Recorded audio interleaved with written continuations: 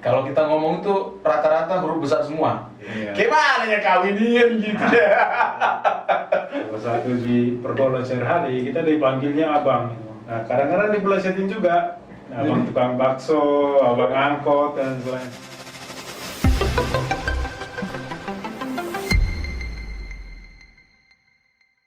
Oke, halo saudara semua, selamat malam. Hari ini kita kedatangan brother juga. Jadi selamat datang ya Bung Jadi, terima kasih sudah hadir. Nanti ada beberapa poin yang nanti kita coba diskusi bersama, tapi lebih banyak mungkin karena sama-sama perantau. Nah, nanti kita akan coba ngebahas tentang perantau dan berbagai aktivitas yang sudah pernah dijalani. Nanti kita coba ngebahas ke situ. Nah, gimana kabar, sehat ya tapi ya? Sehat ya. Alhamdulillah, puji Tuhan. Dari bajunya ini baju Basolia, Badan Sosialitas Agama. Dan itu pencetusnya di Basolia ini di Kota Bogor ya, baru pertama ya. Baru di kota-kota lain belum ada Basolia. Di Depok ada, Cianjur lagi persiapan. Oh, persiapan. Tapi dia mulainya dari Bogor ya? Ya, benar. Basolia. Kota Bogor. Keren. Nah gini Bu, karena Bung Jandi ini kan sebenarnya kalau dari marga jual di Gultom, berarti dari marga dari Sumatera Utara ya? Benar. Dari suku Batak, Ya. suku Batak. Nah, kira-kira Bung Jandi merantau ke Pulau Jawa ini sejak kapan itu? Tahun 2009 kita masuk IKB. Oh, karena memang kuliah ya, tujuan kuliah di IPB. Jalur? Bebas testing. Oh, bebas testing. Oke. Jurusannya apa nih? Dulu di IPB jurusan manajemen informatika saya. Oke. Fakultas ilmu komputer ya. Ilmu komputer. Setelah di komputer lalu kemudian Nah, setelah itu berkembang kebutuhan dan mencari jati diri, terus lanjut di ilmu hukum. oke. Akhirnya dapat gelar sarjana hukum juga. Berarti waktu IPB tingkatannya S1? Diploma Oh, tiga. diploma. Berarti dari diploma ke S1 nggak terlalu jauh ya? Iya. Gini Bu, tujuannya berarti sampai datang ke Pulau Jawa, Bogor ya lebih tepatnya, datang ke Bogor itu untuk kuliah, Iya. lalu kemudian sekarang kalau boleh tahu kerja atau usaha atau gimana nih? Ya, kita kerja sekarang di lembaga gereja di Jakarta dan tiap hari ngantor lah pulang pergi Jakarta sekarang. Lembaga gereja, tapi tadi pas tanya keadaannya gimana kabarnya, alhamdulillah baik. Ini tandanya toleran, orang-orang Basolia jadi gitu ya. Lembaga gereja. Oke. Nah, mau tanya sedikit dong pengalaman Bung Juandi selama kan otomatis kan kalau dari Sumatera kan hampir sama sih dengan saya kebetulan dari timur. Sumatera itu kan agak keras ya. Nah, pas nyampe di sini apa yang membedakan antara di sana culture-nya ya, budayanya apa yang membedakan di sana sama di Jawa atau di Bogor lebih tepatnya? Iya, ketika nyampe pertama kali di Bogor memang ada sedikit shock terapi begitu, karena memang kan kultur lumayan berbeda. Satu sisi di daerah Tapanuli kita kan ya namanya juga orang sudah lahir besar di sana, dan juga orang yang dari suku sana ya merasa ini kampung kita begitu. Sementara masuk ke Bogor ya dalam tanda kutip kita sebagai tamu begitu. Nah, menyesuaikan kondisi tamu di rumah orang lain ya ini agak sedikit susah gampang. Oleh karena itu ya dalam kondisi itu memang kita banyak belajar baik dari sisi kultur, budaya, kebiasaan, sampai juga memang pergaulan dengan teman-teman Sunda di Bogor gitu kan. Nah, itu menjadi tantangan tersendiri memang gitu. Mau tidak mau kita harus belajar dan kita harus bergaul dengan teman-teman di Bogor begitu.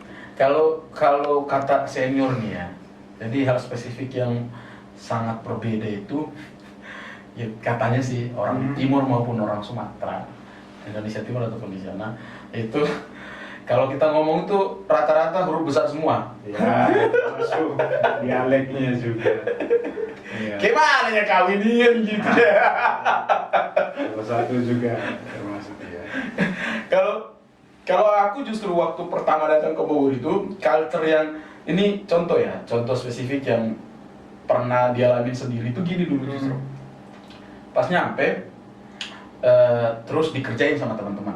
Dikerjain pakai bahasa Sunda dan itu bahasa Sundanya nggak sopan. Permisi kan seharusnya kan punten ya. Nah justru bahasanya nggak sopan, nggak bisa diungkapin di sini. Akhirnya wah diketawain itu pertama. Yang kedua culture yang berbeda itu gini. Kalau di sana itu kita menunjuk atau menggambarkan sesuatu pakai kaki itu hal biasa. Oke. Nah di sana, tapi malah di sini tuh sesuatu yang nggak boleh gitu ya. Iya. Kayak katanya sih nggak sopan, makanya memang ya pendekatan budaya penting sih ya, pendekatan budaya penting. Lalu ada nggak pengalaman yang spesifik, maksudnya kayak tadi ya, kayak aku tadi kan memang pas di kayak gini nih, waktu ditanya sama dosen, terus siapa yang bisa begini? Dibilang sama teman-teman nih, lu jawab, aing. Padahal kan aing itu kan kalau dalam Sunda kan kasar ya. Harusnya kan abdi, urang gitu ya kan, agak sopan. Nah, kalau Bung Jandi sendiri pengalamannya gimana? Ada nggak yang spesifik? Ya, termasuk juga masalah dialek memang, karena dialek ini agak susah namanya ini beradaptasi ya, karena kita sudah bawa dari sana. Akhirnya memang di pergaulan sehari-hari kita dipanggilnya abang gitu. Kadang karena dialek ini menandakan kita cenderung kita dilihat dari orang Sumatera, orang Batak ya udah dipanggil abang. Harusnya akang gitu ya. Nah, dalam konteks Sunda harusnya akang. Nah, kadang-kadang dipelesetin juga abang tukang bakso, abang angkot dan selain-selain. Nah, ini kan menjadi satu ya bunga-bunga pergaulan begitulah, bunga-bunga di rantau begitu dalam adaptasi dengan masyarakat sekitar. Gitu. Iya. Aku justru dulu gitu. Jadi pas pertama masuk kampus, karena malu, lalu kemudian pas lagi ada kuliah umum, nah itu kebetulan pembicaranya itu keynote speaker-nya itu si Pak Bungaran Saragi. Beliau itu waktu itu masih menteri. Jadi pas dia ngomong, selamat siang semuanya, gitu ya. Langsung balik ya tuh. Gila, itu setara menteri, artinya wah, ya boleh lah untuk hal tertentu kita boleh ngikutin ya. Misalnya untuk budaya yang tadi nggak boleh kita gambar pakai kaki, itu kan nggak boleh. Tapi yang menjadi ciri khas kita ya jangan juga sampai hilang kan gitu ya. Nggak masalah sih menurutku, nggak masalah untuk dialek. Yang penting kan pesan yang kita sampaikan kan nyampe gitu ya. Ya, sepakat dengan itu. Lalu kalau mau tanya setelah Bung Juandi beres kuliah di D3, langsung lanjut ke S1 kah atau memang masih kerja atau bergabung di waktu kuliah, pernah aktif di mana atau apa gitu? Iya, di waktu kuliah kemarin di PB memang banyak aktif di gerakan mahasiswa di GMKI. Nah, hal itu juga yang mendorong sebenarnya untuk lanjut di jurusan hukum.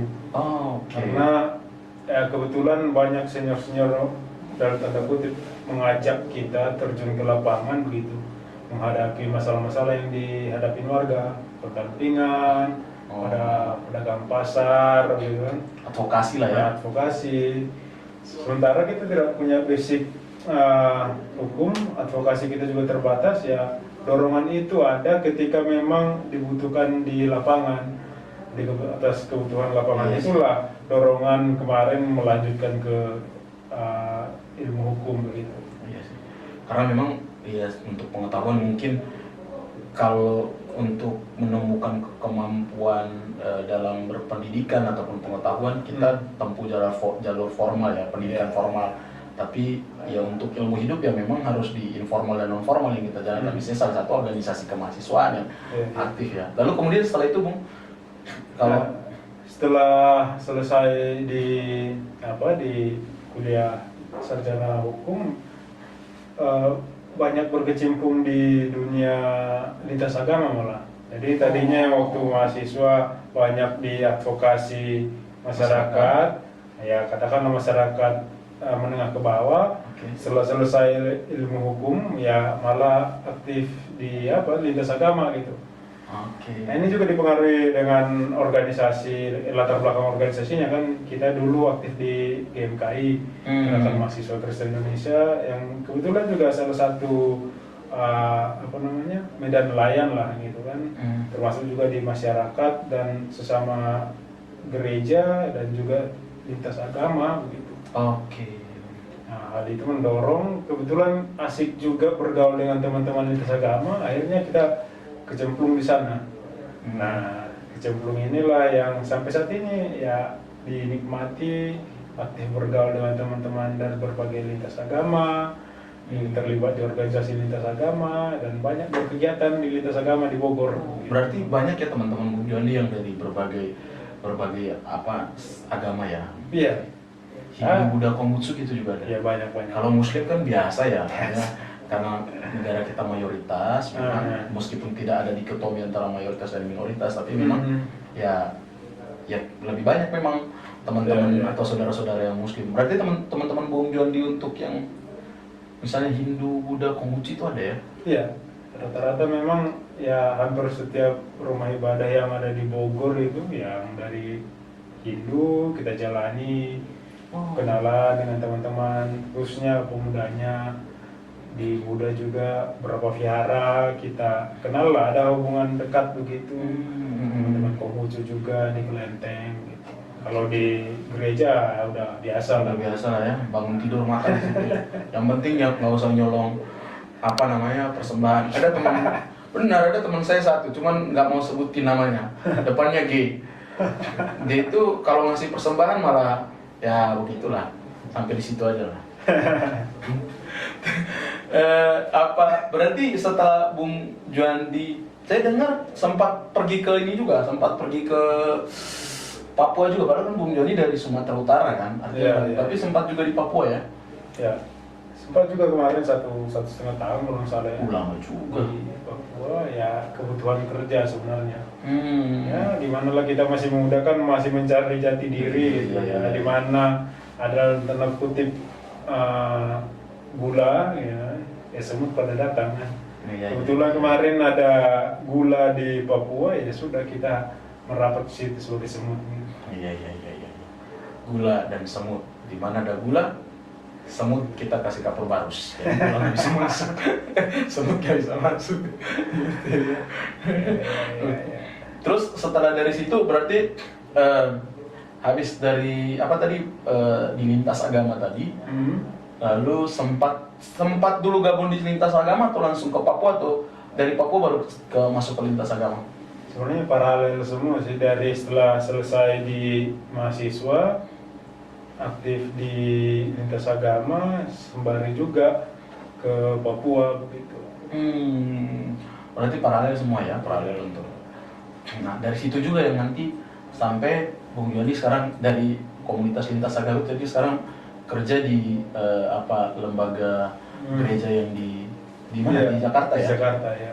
Oh, dari lintas agama itu atau bukan dari komunitas yang berbeda? Memang secara organisasi tidak ada kaitan. Tapi memang pengalaman kita di lintas agama ini yang mengajarkan kita aktif banyak di komunitas, dan ini kebetulan juga di lembaga agama ini, lembaga gereja, yang dibutuhkan di bidang itu, di bidang lintas agama, di bidang pendampingan hukum, ya kebetulan saja, ya itu apa yang saya dapatkan, ilmu yang sudah saya terapkan di Bogor, di lintas agama juga ternyata dibutuhkan di lembaga gereja itu gitu. Oke, berarti ya. Oke. Kalau misalnya di lintas agama itu yang kan kalau di kota kabupaten itu ada namanya FKUB ya, Forum Kerukunan Umat Beragama ya. Nah, apakah fungsi dari yang tadi lintas agama Basolia ya, Badan Sosial Lintas, fungsinya sama nggak?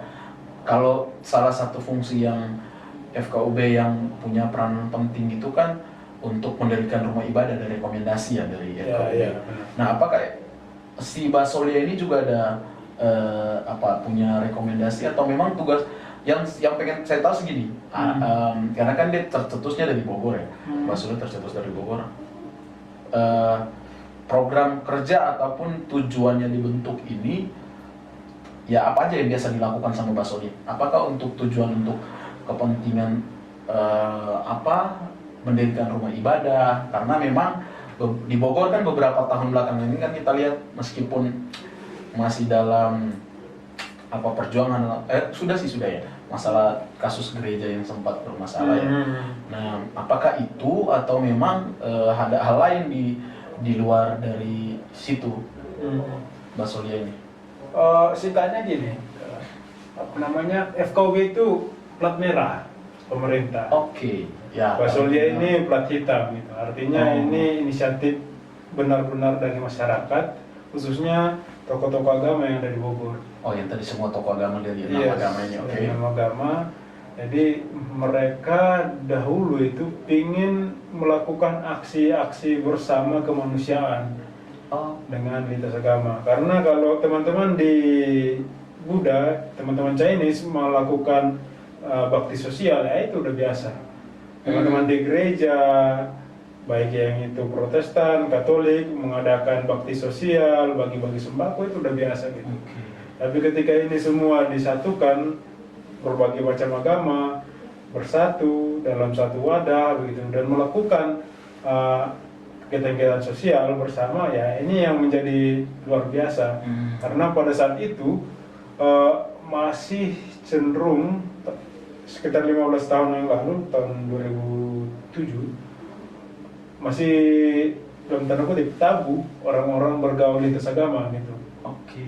Karena pengaruh-pengaruh kuat dari rezim Orde Baru pada saat itu yang sangat otoriter untuk menantang pergaulan-pergaulan seperti itu. Jadi ada ketakutan di tengah masyarakat yang kemudian kita coba terobos kemarin melalui lembaga ini. Akhirnya pergaulan-pergaulan lintas agama itu tadi ada sekatan-sekatan ini termasuk juga traumatik teman-teman Chinese. Benar-benar. Di Buddha, Konghucu, ya banyak juga di Kristen dan Katolik teman-teman Chinese yang tadinya mereka sudah tertutup karena memang traumatik di Orde Baru, dan dengan pergaulan-pergaulan sekarang di Basolia lintas agama, akhirnya mereka sekarang terbuka begitu, tidak menutup diri lagi dan tidak tanda kutip tabu menganggap memandang pemerintah begitu. Sekarang kita sudah mulai cair. Berarti ini luar biasa sih. Artinya kalau misalnya dari satu golongan ataupun satu agama tersendiri melakukan kegiatan ini kan, Basolia kan berarti dari namanya Badan Sosial Lintas Agama, berarti lebih banyak sosial yang dilakukan. Yes. Misalnya apa itu? Sosial yang pernah pembagian sembako kah, obat-obatan kah, apakah? Dahulu kita sebelum ada BPJS itu rutin melakukan pengobatan gratis. Karena ya, mayoritas masyarakat miskin kan sangat membutuhkan. Sementara akses mereka ke rumah sakit atau puskesmas itu sangat jauh dan terutama kan masalah biaya gitu. Tapi terakhir ini kan pemerintah sudah melakukan program BPJS gitu.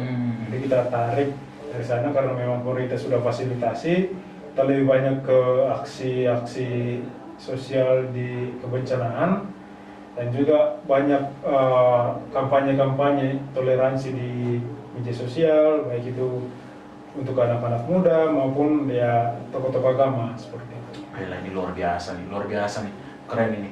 Kalau memang dari satu golongan ataupun satu kelompok agama tertentu melakukan kegiatan sosial yang tadi pengobatan massal kah, ataupun yang lain, itu kan biasa ya, artinya memang mereka punya tujuan tertentu.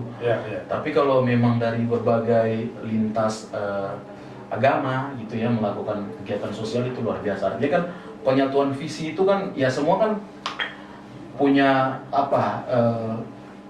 menurut kalau saya pribadi sih kemanusiaan itu nomor satu, dan mungkin itu juga yang mungkin ya dipakai sama Basolia ya, memang kegiatan kemanusiaan yang harus dilakukan terus menerus. Keren ini. Sekarang gini kan lagi rame ya, saya kemarin nonton berita itu di Menteri Agama, beliau sempat membahas tentang penutupan gereja di, kalau nggak salah gereja HKBP di daerah Cilegon. Ya, Nah, ya. pendapat Bung Jondi boleh mau secara aktivis atau apa, coba boleh lah Ya, minta ya, pendapat itu. Ini agak susah gampang kalau masalah perizinan ini memang. Ya, gimana ya? Ada memang sindrom bagi kita masyarakat Indonesia ketika kita orang yang sudah lama tinggal di satu daerah, katakanlah mayoritas seperti itu, walaupun diksi ini memang cukup tidak enak didengar Iya, ya, mayoritas di minoritas.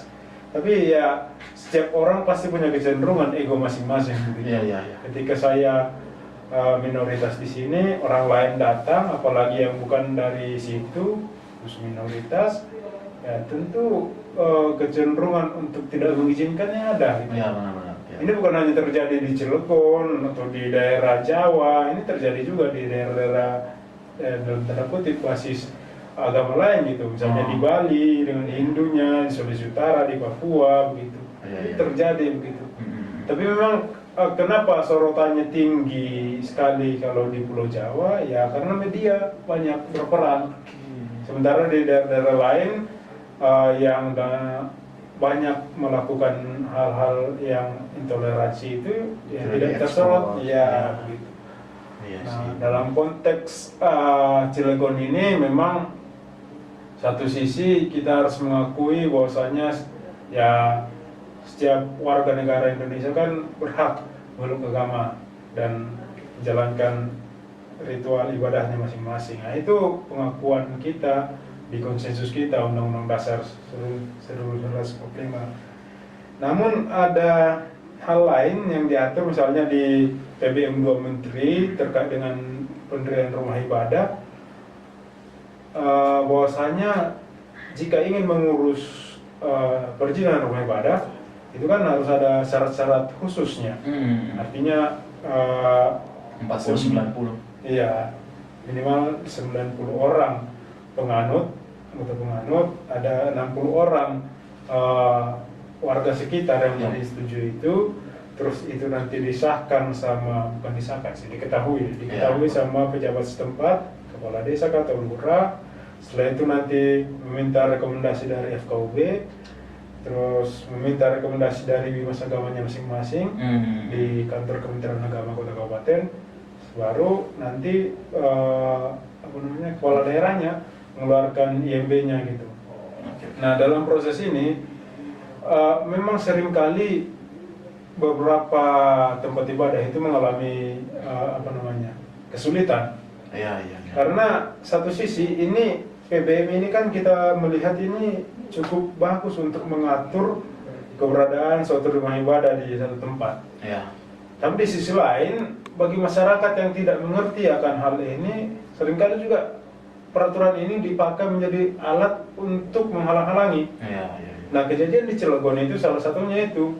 Ketika misalnya gereja sudah ada jemaahnya lebih dari 90 orang, ketika mereka sudah dapat tanda tangan persetujuan warga 60 orang, tapi rekomendasi ini tidak didapat. Belum dapat. Nah, ini agak repot memang. Padahal di klausul peraturan menteri tersebut dikatakan ketika ada kendala dalam mendapatkan perizinan itu yang diajukan oleh pengguna rumah ibadah, pemerintah daerah sebagai pemegang kekuasaan di daerah harus memfasilitasi. Nah, ini yang tidak terjadi di Cilegon. Ketika jemaah gereja HKBP dalam konteks ini kemarin sudah memenuhi persyaratan untuk jumlah jemaah dan dukungan masyarakat, tapi tidak dapat rekomendasi dari FKUB, harusnya kepala daerah itu mengambil alih gitu. Tapi ini tidak, jarang lah mungkin, jarang kepala daerah yang dalam tanda kutip berani untuk mengambil itu. Iya, karena memang mungkin terkait dengan kepentingan politiknya mungkin, dan basis-basis yang harus dia jaga kan gitu ya. Risikonya tinggi memang. Benar-benar. Ya buat si malakama juga buat dia mungkin, tapi memang sebagai kepala daerah disitulah tantangannya kan ya. Benar. Iya, benar-benar. Agak serius kita ngebahas tentang agama ini, tapi memang ya sebagai bahan inilah pembelajaran, karena Bung Juandi memang eh, apa namanya konsennya di situ, apalagi ditambah yang tadi Bung Joni bilang sebenarnya bukan cuma di Cilegon ataupun di daerah Jawa kan, karena memang di sini yang paling gampang lah diakses untuk media media massa kan. Meskipun sekarang kita sempat ngobrol dengan salah satu wartawan, malah pimpinan redaksi dari Radar, ya pimpinan redaksi, ada istilah netizen journalism. Nah itu juga banyak juga yang akhirnya mempengaruhi yang tadinya orang sudah mau membantu, ini pengalaman pribadi sih, orang yang sudah mau membantu untuk melaksanakan misalnya rumah ibadah itu didirikan, tapi karena netizen journalism ini juga yang mempengaruhi sampai wah kok gini banget ya, kita mau membantu malah begini nih disiarin, nanti jadi nama baik kita sebagai tokoh agama ataupun nama baik kita sebagai pemerintah misalnya, itu jadi masalah. Ya agak repot sih memang untuk pembahasan keagamaan ini. Cuman agak panas ini Pak. Ada coba kita nyalain dulu, kurangin dulu dikit. Panas juga Pak. Nah, agak melenceng dikit ini. Kalau dulu kan Bung Jondi kan di mahasiswa ya. Mahasiswa itu sekarang lagi rame-ramenya nih. Rame-ramenya tentang BBM. Dulu Bung Jondi kan katanya juga sebagai mahasiswa sempat aktif untuk mengadvokasi. Yes. Nah, dan zaman dulu juga mungkin kan sempat juga beberapa kali harga BBM kan dinaikin juga. Sekarang dinaikin juga dan ramai juga. Nah, gimana pendapat Bung Jondi tentang itu kenaikan harga BBM nih? Pengurangan subsidi lah. Nah, kebetulan saya sebenarnya pengguna transportasi umum, sebenarnya mau naik ketemu turun sama aja gitu. Sebagai dulu kan dulu juga pasti ikut demo nggak dulu masalah BBM? Betul juga. Ya, ini juga menjadi satu hal yang menarik sebenarnya. Siklus kehidupan manusia, khususnya para mahasiswa yang aktif gitu di kampus ataupun di organisasi. Memang ya seperti kita ketahui, memang mahasiswa ini kita sering sebutkan kontrol sosial bagi masyarakat dan pemerintah juga lebih khusus. Waktu saya juga sebagai mahasiswa seringkali berapa kali di zaman SBY dulu. SBY selama 10 tahun itu seringkali memang kita turun ke lapangan untuk menentang segala kebijakan yang tidak dalam tanda kutip pro rakyat begitu, termasuk kenaikan harga BBM gitu. Kita demo ke Jakarta, ke gedung DPR, ke gedung Kementerian SDM, ke Istana Presiden gitu, sampai kita buat macet jalan gitu, sampai bakar-bakar ban di jalan, dan itu semua saya lalui secara secara gamblang lah gitu. Nah, ketika sekarang sudah masuk di dunia profesional, di dunia kerja, gitu. Nah, ada adik-adik mahasiswa yang melakukan demo terkait dengan kenaikan harga BBM. Terkadang kita berpikir juga, kenapa sih harus demo gitu? Ada siklus memang pemikiran yang berbeda. Padahal dulu kita yang melakukan itu. Ini yang unik memang. Ternyata saya secara pribadi melihat memang ada siklus pemikiran yang harus dijalani seorang mahasiswa yang juga berkecimpung di dunia aktivis. Ketika dia mahasiswa, memang dia punya jiwa untuk pengakuan kali ya. Yes. Dia punya idealisme, dia punya segala sesuatu, kekayaan dia sebagai mahasiswa, nalarnya, analisanya begitu. Dan itu yang dipergunakan sehingga muncullah kritik-kritik terhadap kebijakan pemerintah yang dianggap kurang pro dengan rakyat begitu. Tidak mungkin kita salahkan juga, karena memang mahasiswa kan dididik untuk memang kritis berpikir gitu. Betul. Ketika mahasiswa demo menolak kenaikan harga BBM, silakan begitu. Namun ketika kita masuk dunia kerja kan kita dunia kritis kita kan semakin luas. Iya. Pandangan kita kenapa sih misalnya satu kebijakan diambil pemerintah misalnya, ya kita lihat bersama alasan pemerintah menaikkan harga BBM terakhir ini karena memang ada subsidi yang kurang tepat sasaran gitu. Iya. Dan ketika ini dilanjutkan bisa menjebol APBN gitu. Nah, konteks pemikiran kita pada saat sudah masuk dunia kerja kan semakin luas gitu. Ini berpikiran ngapain sih demo, ngapain ini gitu. Tapi adik-adik mahasiswa cara pandangnya berbeda begitu. Iya. Ada daya Eksistensi diri personal. mungkin ya, lebih tepat. Termasuk juga mencari jati diri. Iya. Sebagai mahasiswa juga itu dibutuhkan di kalangan mahasiswa kan. Jadi memang tidak bisa kita salahkan juga mereka karena memang itulah dunia mahasiswa begitu. Oke. Silahkan mereka melakukan kontrol sosial karena mereka yang banyak menyuarakan hal-hal tersebut gitu. Tapi kita juga punya pemikiran juga terkait dengan hal itu. Jadi enaknya memang yang dari aktivis menjadi masuk dunia profesional ini ya semakin terbuka kita punya pemikirannya. Iya. Berbeda dengan teman-teman lain yang mungkin ya hanya bisa mungkin mengkritik teman-teman mahasiswa, adik-adik mahasiswa, ngapain sih demo-demo, buat macet, buat apa namanya bakar-bakar jalan, mendingan kuliah aja deh. Bakar ban di Nah, jalan. Mati kameranya. Lanjut kita. terkait dengan subsidi memang ini agak susah gampang karena kita juga kan sebenarnya pemerintah kan melakukan subsidi itu untuk membantu rakyat gitu. Tapi kalau subsidi juga terus berkelanjutan, terus banyak begitu, ini juga kan menindakbebankan masyarakat gitu. Iya benar.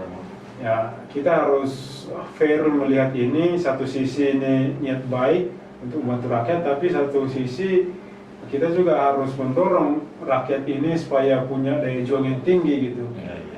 Dengan dicabutnya misalnya subsidi, dikuranginya subsidi BBM ini kan kita juga berpikir bahwasanya ada niat dari pemerintah untuk mengalokasikan subsidi ini supaya tepat sasaran. Iya.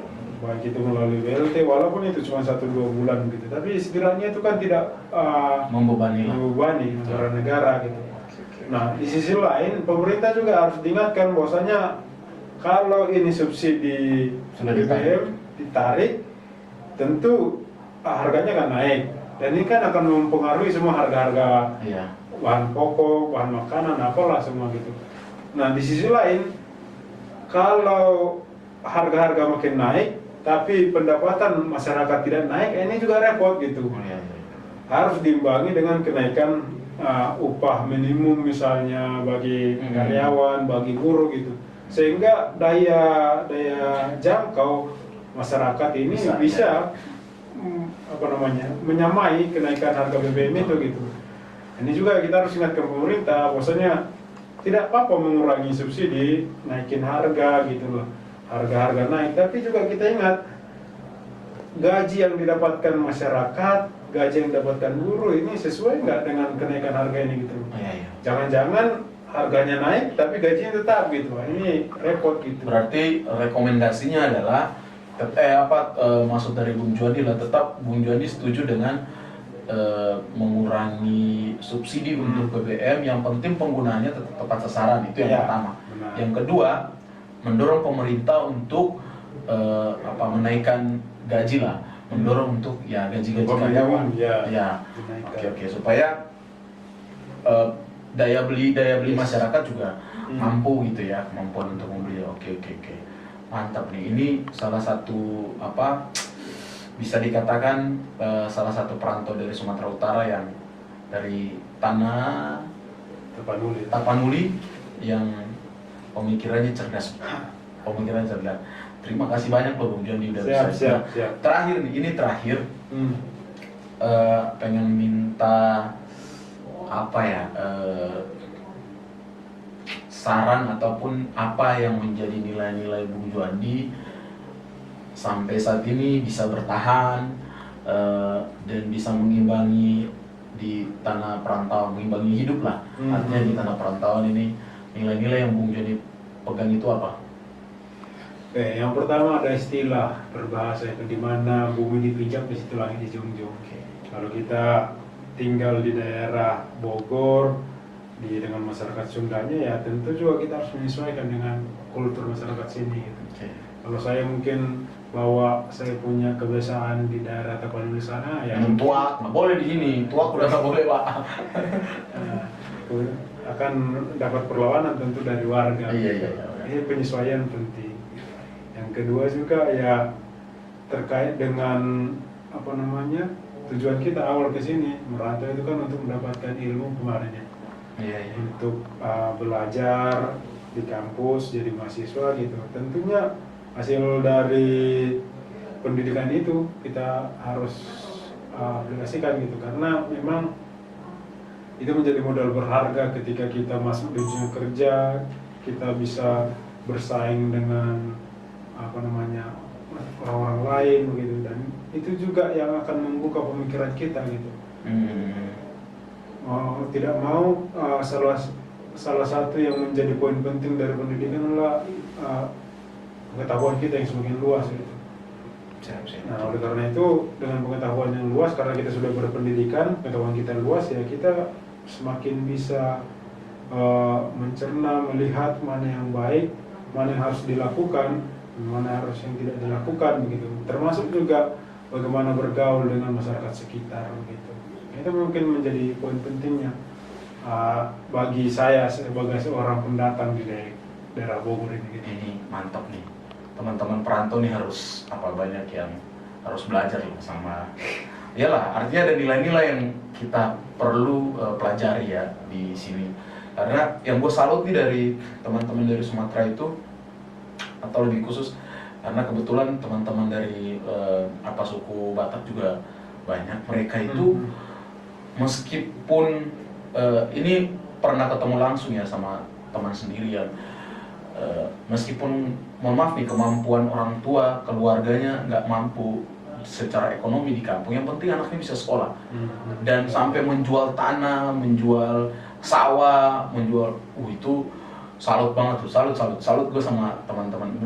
Bukannya mengesampingkan teman-teman yang lain, tapi dengan pengalaman pribadi yang lihat teman-teman dari Sumatera itu banyak yang orang tuanya rela berkorban mati-matian, meskipun ada juga yang single factor dalam artian single parent ya. Orang tua satu sendiri, misalnya ayah atau ibu, tapi memang berjuang gila-gilaan untuk anak-anak, yang penting bisa ada SE-nya atau ada sarjananya atau itulah, itu keren sih yang gua pegang dari ini. Saran lah, tadi kan Bung John udah menyampaikan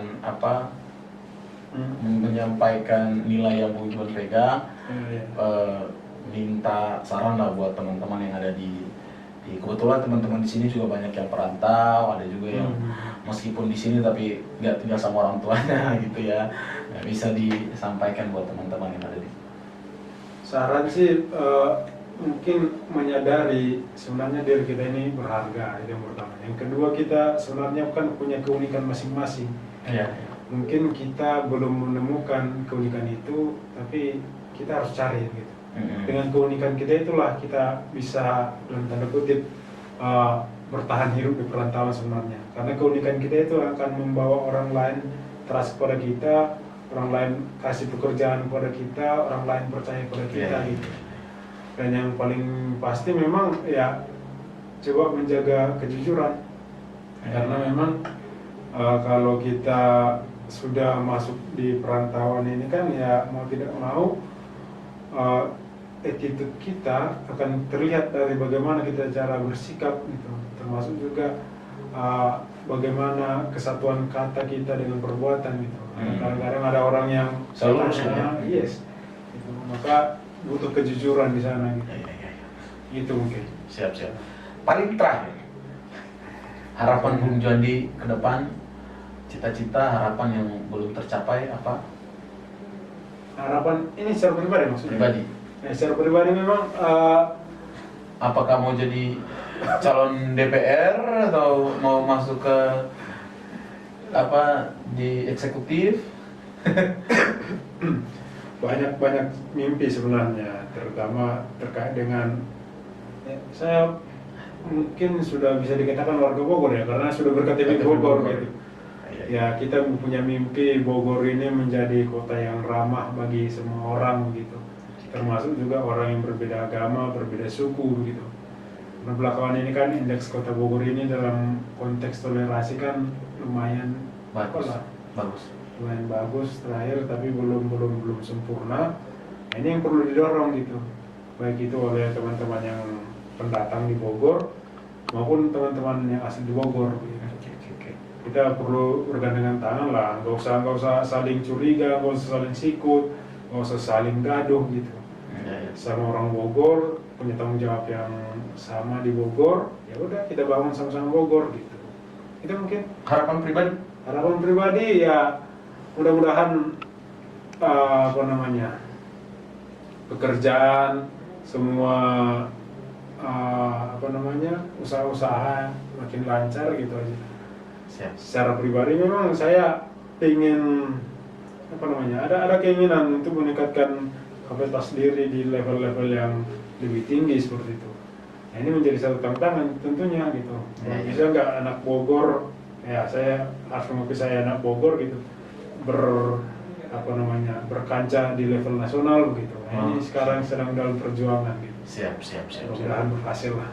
Oke. Kita dukung, semoga harapan atau cita-cita Bung Joni tadi secara umum ataupun spesifik yang tadi bisa bermain atau di nasional bisa tercapai juga. Amin.